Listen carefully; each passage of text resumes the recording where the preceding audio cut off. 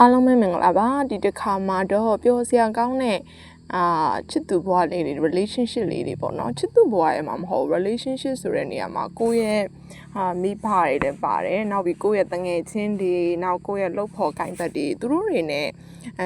သူတို့ကိုချစ်ကြအောင်ချစ်ချင်မြတ်တာကိုပြသတဲ့အခါကြလို့ရှင်နောက်ခုံးရတခြားရှာရတလွယ်မဖြစ်အောင်လို့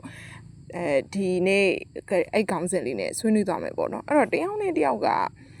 သူကငါ့ကိုဘာလို့နားမလဲရလဲငါသူ့ကိုချစ်နေရတာနဲ့ तू ကဘာဖြစ်လို့မချစ်ဘူးလို့ထင်ရတာလဲเนาะဒါမျိုးတွေပေါ့နော်ဘာဖြစ်လို့လဲဆိုတော့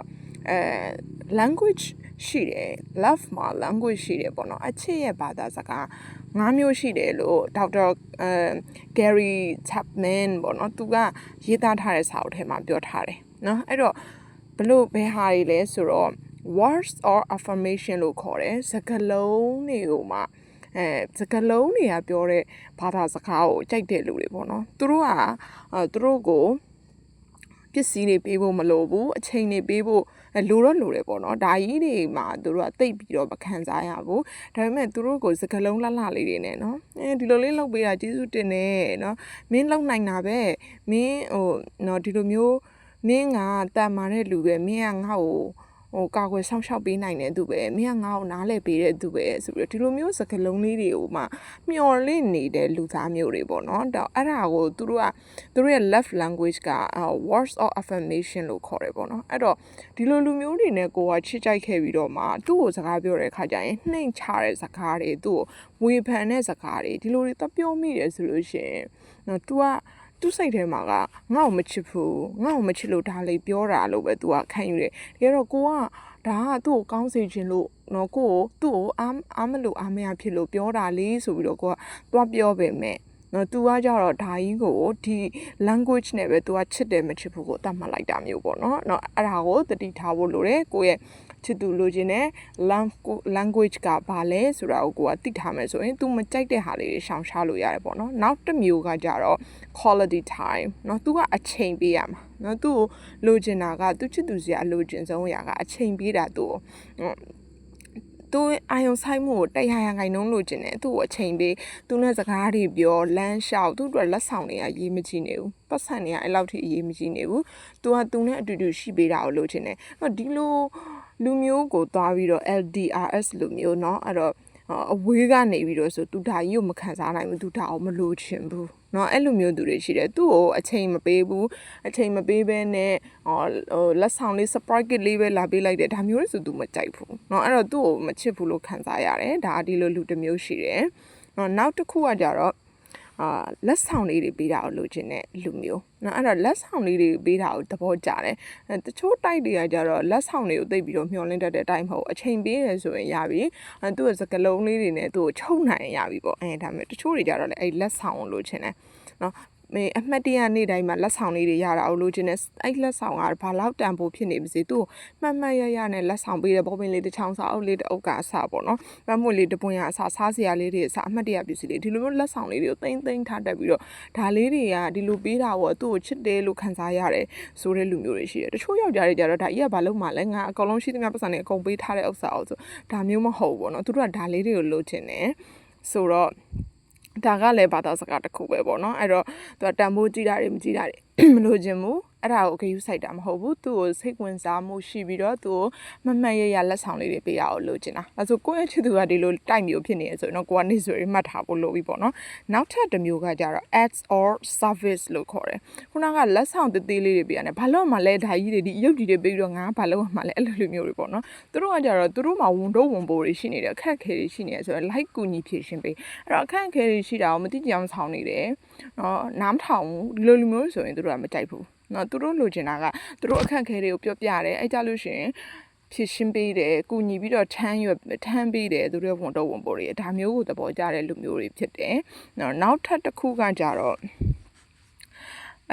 ကာယဆက်ဆံတာကိုကြိုက်တာเนาะ physical touch ကိုကြိုက်တဲ့လူတွေပေါ့เนาะဥပမာသူ့ကိုလက်လေးကင်ထားမယ်တချို့တွေဆိုရင်အဲ့ဒီလက်ကင်တာမလုပ်လို့ဆိုပြီးပြဿနာရှာတာမျိုးတွေရှိရတယ်เนาะလက်လေးကင်ထားမယ်ပွေဖက်မယ်နမ်းမယ်ဒါမျိုးတွေကို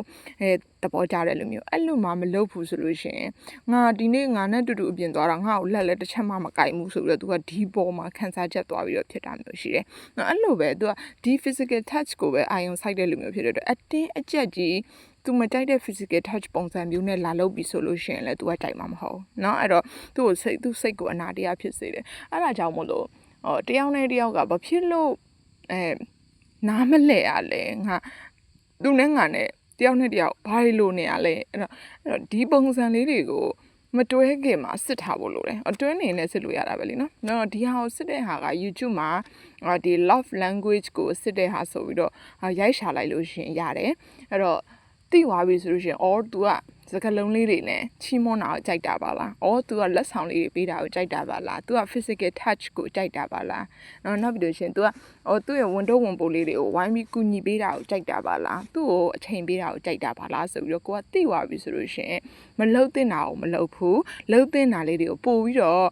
တိုးပြီးလှုပ်ပေးမယ်ဆိုလို့ရှင် relationship ကပို့ပြီးတော့ခိုင်မာနိုင်မှာပေါ့နော်နောက်ပြီးတော့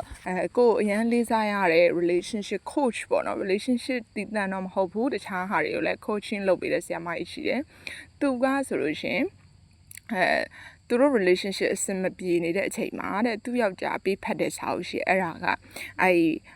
man from Mars နဲ့ and a woman from Venus ဆိုတဲ့ဟာပေါ့နော်အဲ့တော့ယောက်ျားလေးတွေဆိုတာကတဲ့ Mars ဂျိုကနေလာတာဖြစ်ပြီးတော့တဲ့ main ကလေးတွေဆိုတာကတဲ့ Venus ဂျိုကနေလာတာဖြစ်တယ်တဲ့သူတို့နှစ်ယောက်က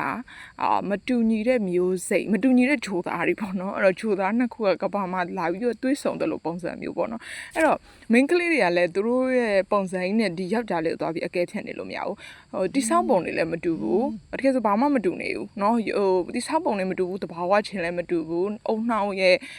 function ချင်းလည်းမတူဘူးဒါကြီးကိုသွားပြီးတော့ကိုယ့်ရဲ့ language နဲ့ပဲသူ့ကိုသွားပြောနေမယ်ဆိုလို့ရှိရင်လည်းပြဿနာတွေပဲတက်မှာเนาะအဲ့ဒါကြောင့်မလို့ဒီစာအုပ်လေးကိုဖတ်တင်တယ်ဥပမာစာအုပ်လေးမှာဆိုရင်